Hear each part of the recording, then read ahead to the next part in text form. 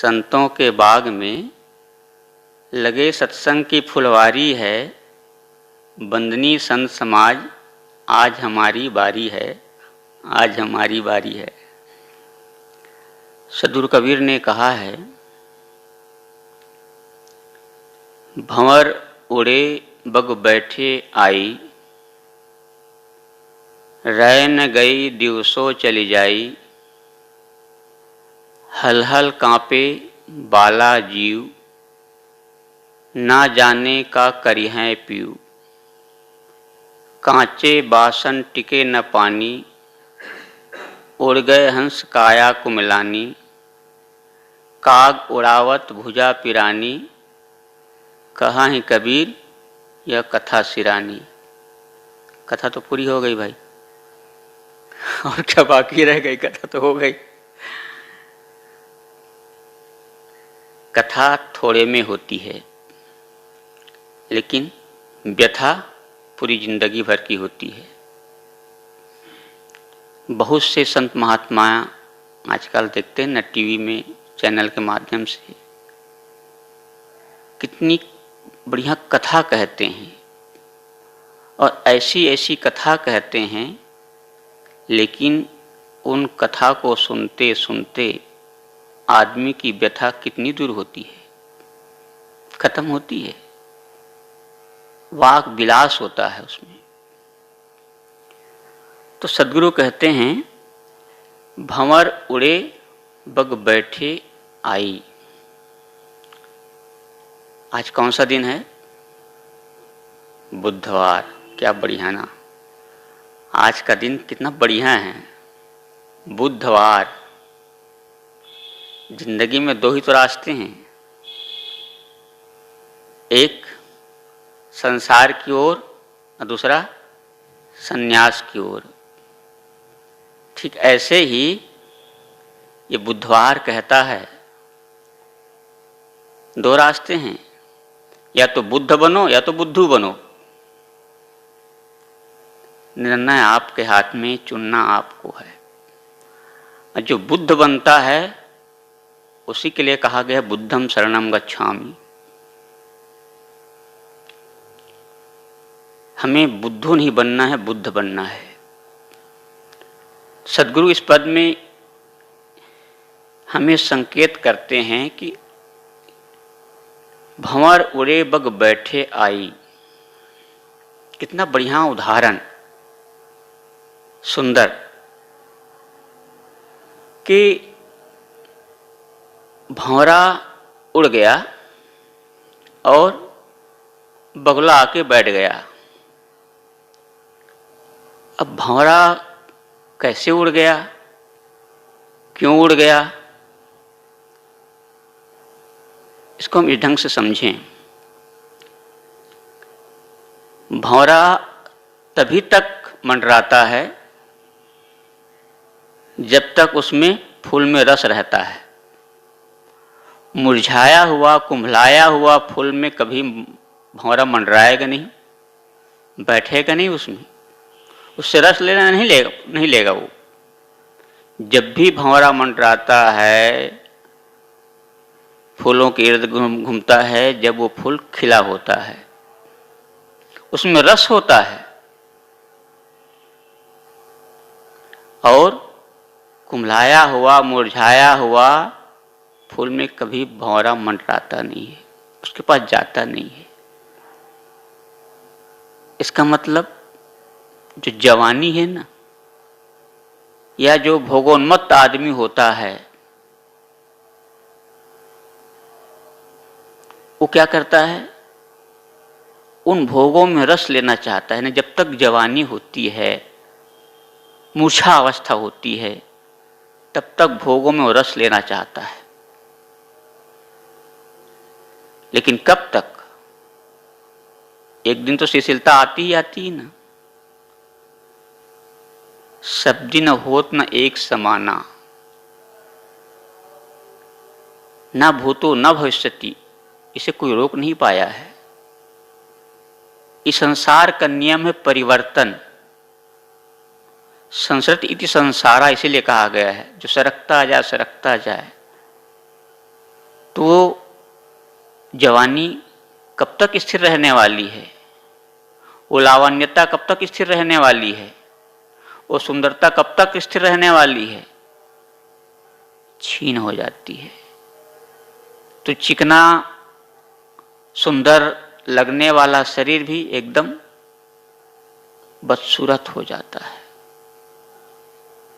तब आदमी उसको देखना पसंद नहीं करता।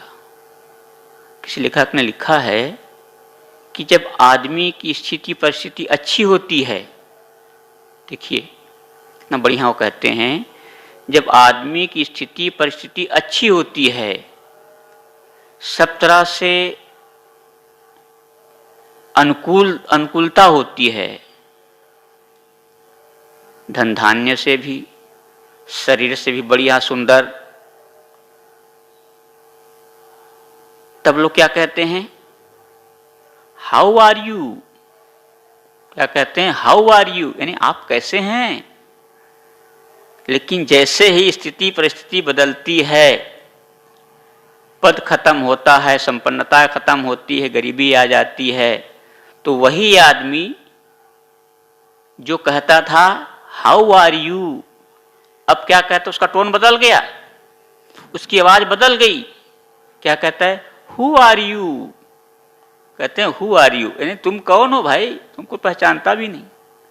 किसी कहा है ना, बहुत बनते हैं रिश्ते जबकि पैसे पास होते हैं, छोड़ जाते हैं गरीबी में जो रिश्ते खास होते हैं।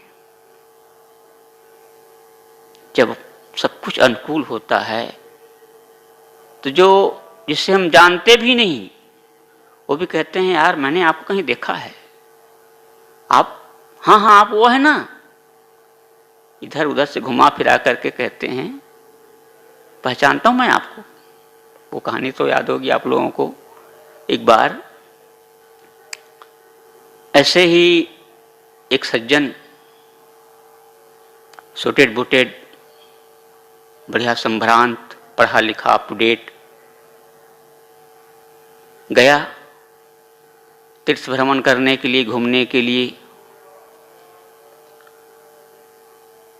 तो जानते हैं तीर्थों में क्या होता है, इसीलिए गोस्वामी जी ने कहा ना, सूर सदनन तीरथ पुरिन निपट कुकाज कुलाज मनह मवासे मारिकलई राजत सहित समाज, कहते हैं। सूर सदनन तीरथ पुरिन, यानी तीर्थों में, मंदिरों में उनकी ये स्थिति है, ये गति है, ऐसी दशा है वहाँ की। मैं गया था जगन्नाथपुरी कुछ साल पहले, बड़ा सुना था वहाँ की प्रशंसा बहुत। गया जगन्नाथपुरी में, जगन्नाथ मंदिर देखने के लिए भगत के साथ में। तो पहले तो बड़ी महिमा सुनता था, जब गया तो हट्टे कट्टे मोटे तगड़े पंडित बैठे और जो भी जाते पकड़ करके यहाँ दक्षिणा चढ़ाओ, यहाँ दक्षिणा चढ़ाओ, हाथ पकड़ पकड़ के चढ़वाते थे। ना लूटम लूट, निका हद हो गया।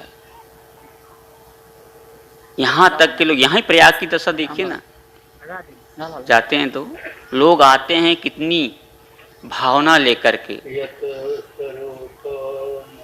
कि वहाँ जाएंगे, प्रयाग में नहाएंगे, संतों महात्माओं को दर्शन करेंगे, भगवान को दर्शन करेंगे।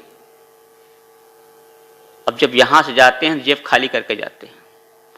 कभी कभी तो ऐसी स्थिति आती है किराए के लिए पैसा भी नहीं बचता उनके पास में, इतना होता है। तो गया, अब सोचा नया नया आदमी, कोई जान न पहचान, सोच ही रहा था, उतने में एक आ गया। कौन आ गया समझ गए, एक सज्जन आ गया। कहा अरे भैया, ओ बबुआ, लगता है आप यहाँ पहली बार आए हैं, आप नहीं जानते हैं मुझे? हैं? वो कहता है फूफा मैं तुम्हारा फूफा हूं। जब तुम छोटे थे ना, तुम नहीं जानते बच्चा, जब तुम छोटे थे तब से मैं साधु हो गया हूं। अब वो सोचे हो सकता है भाई छोटा रहा, कौन जानता है। अब देखो बच्चा, यहाँ बहुत चोर उचक्के पैसा छीनने वाले मिलते हैं, सावधान रहना, घबराना, लेकिन घबराओ मत, मैं हूं ना, घबराओ मत। अब इतना आश्वासन दिया, इतनी मीठी मीठी बातें प्यारी प्यारी। अब उन्हें लगा कि सचमुच अब जब मेरे फूफा जी हैं तो मुझे चिंता किस बात की है। कहा देखो मैं यहाँ तुम्हारे सामान की रखवाली करता हूँ, तुम बेधड़क निश्चिंत होकर के जाओ, गंगा में डुबकी लगाओ। अब वो तो बेचारा जब फूफा ही मिल गया तो क्या चिंता है, गया डुबकी लगाया, एक बार दो बार लगाया, जब निकला तब देखा न फूफा है न सामान है। तब कहते भैया कौन है हमार फूफा, कौन हमार फूफा, वो कहाँ फूफा मिले, फूफा, समझ गए ना, फूफा, उड़ गया सब। तो ये सदगुरु कहते हैं भंवर उड़े बैठे, जब सब अच्छा होता है तब भंवरा मंडराता है। और दूसरे ढंग से सदगुरु कहते हैं कि जो काला बाल कब तक काला होता है, जब तक जवानी होती है, उसके बाद अधेड़ा अवस्था, बुढ़ापा। तो जब तक बाल काला था, यानी जवानी थी, शरीर में जोश था, बल था, वो चला गया। अब बुढ़ापा आ गया, शिथिलता आ गई शरीर में, इंद्रियां जवाब देने लग गई, आंख से दिखाई नहीं देती, कान सुनाई नहीं पड़ता, पैर इधर चलो तो उधर चलता है। बग बैठे आई, बगुला आके बैठ गया। बगुला कहाँ आके बैठता है, मैंने कहा ना, जब भंवरा उड़ जाता है, यानी रस खत्म हो जाता है, नीरस हो जाता है, तब बगुला बेचारा आकर के आंखें मूंद के बैठा रहता है, कहीं टपक जाए एकाध, बड़ा ध्यानस्थ बैठता है। बगुले की स्थिति जानते हैं कैसे होते हैं, नदी किनारे तट पर ऐसा बैठता है जैसे हिमालय का कोई सन्यासी योगी बैठा हो, आंख बंद करके बड़ा बढ़िया। उधर से मछली आती है, चलो योगी राज का कम से कम दर्शन तो कर लें, उसके पैर छू लें। जैसे मछली पास में आती है, बेचारा बगुला क्या करता है, ओम नमो भगवतो वासुदेवाय नमः स्वाहा, बच्चा तेरा कल्याण हो, मछली सीधा कटक जाता है। तो ये बगुला जो है वो आके बढ़ जाता है, शरीर से जब कुछ होता नहीं है, बुढ़ापा में क्या होता है। इसीलिए हमारे संतों ने कहा है जब तक शरीर में बल है, ताकत है, जोश है, तब तक अच्छा काम कर लो। विचारकों ने लिखा है कि 25 साल तक की जो अवस्था है वो आदमी मनुष्य की है, और 25 से 50 तक बैल की उम्र है। 25 साल तक कितना मस्त मौला रहता है, शादी के पहले कोई टेंशन नहीं, कोई चिंता नहीं, कोई फिक्र नहीं, यहाँ वहाँ जहाँ तक मत पूछो, कहाँ कहाँ घूमते रहते हैं। माँ बाप कमाते हैं ना, क्या चिंता बच्चे को, घूमते फिरते हैं मन मस्त। लेकिन जब शादी होती है 25 से 50 तक बैल की, अब नाधे रहो, कमाते रहो, खींचो गाड़ी गृहस्थी की, तब चलेगी। और 50 से 75 तक किसकी उम्र है, 50 से 75 तक जो पूंछ हिलाने वाला, कुत्ते की उम्र। अब गई वो, अब दूसरे का राज आ गया, बहू बेटे का राज आ गया। अब उसके सामने दुम हिलाओ तब तो मिलेगा कुछ खाने पीने, और कोई वहां भी अपनी चौधराना गांठोगे ना, फिर गया काम से निकाल। वही आजकल तो नया जमाना आ गया ना, कौन सा, ओल्ड हाउस, वृद्धाश्रम जाओ हैं। गुरुजी वो बताया करते थे कि कैसा एक लड़का संपन्न घराने का था, शादी हुई, बहू आई। अब बहू तो आजकल अप टू डेट हुआ करती हैं। मियाँ बीवी हम दो, हमारे दो, और माँ बाप को वृद्धाश्रम में छोड़ दो, ये उनका नारा होता है, पहला नारा, हम दो हमारे दो, माँ बाप को वृद्धाश्रम में छोड़ दो।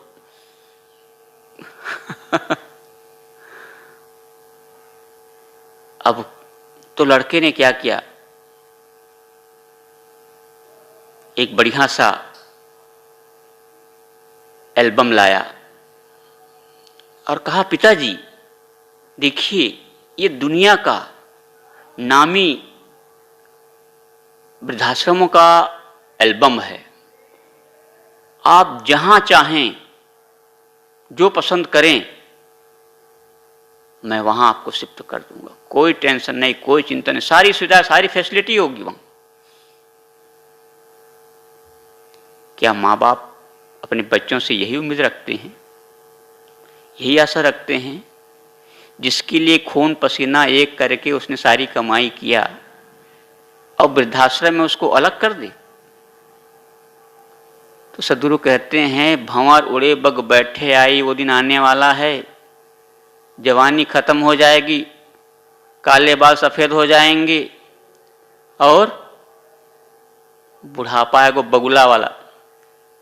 तो अंतिम क्या है? तीसरा तो मैंने बताया 50 से 75 दुम हिलाने वाली उम्र, कुत्ते की उम्र, और 75 से यदि पहुंच गया तो,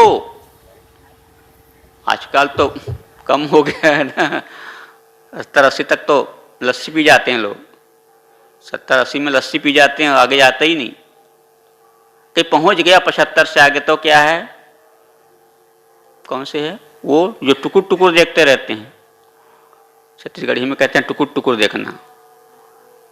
बस ऐसे बैठ कर उल्लू उल बैठ करके ड्योहरी में बैठे रहो, लार आंसू टपकते रहेंगे, कौन पूछने वाला है?